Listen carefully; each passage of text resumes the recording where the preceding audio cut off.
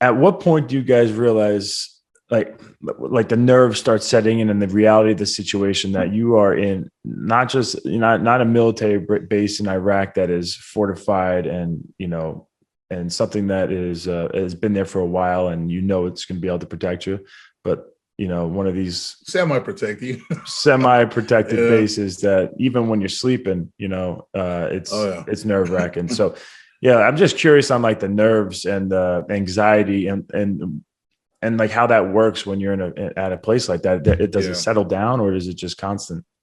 To be honest with you, I think it intensifies the experience because all that we've ever done in our military training or in our military careers train, right? Where I'm going to go on a limb here and say, it's like training camp, right? You're getting ready for a fight, you're training, and then the day comes, and then they announce your name. Here's Chris, and Yeah. you come out of those flashing lights. It's kind of the same thing.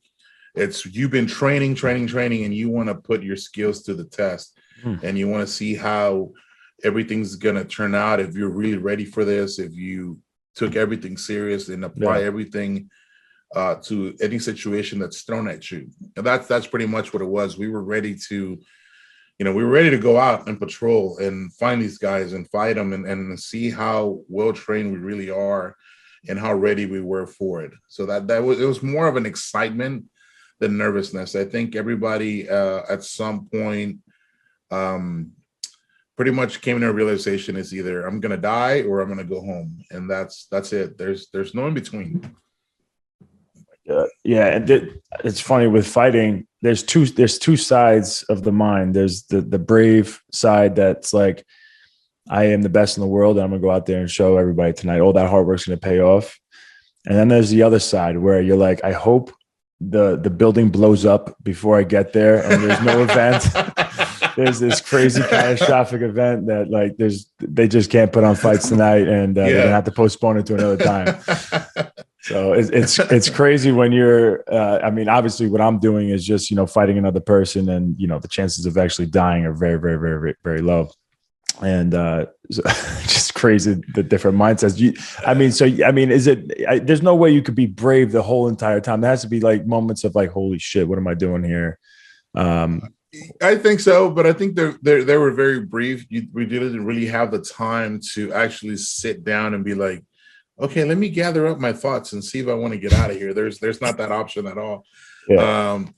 But I think at some point everybody experienced it. Everybody experienced the what the hell are we doing? Especially when we started losing guys and you're so used to seeing somebody and then all of a sudden they're gone, and it's not like they're going to come back in a few weeks. It's like they're gone forever. And then you start wondering, when's my turn? So it starts playing tricks on you, but you got to shake it off right off the bat. You got to make sure that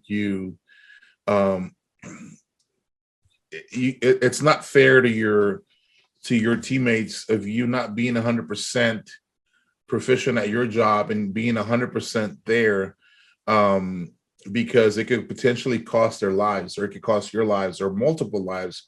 So it's not fair to the other guys of you not having your head in the game.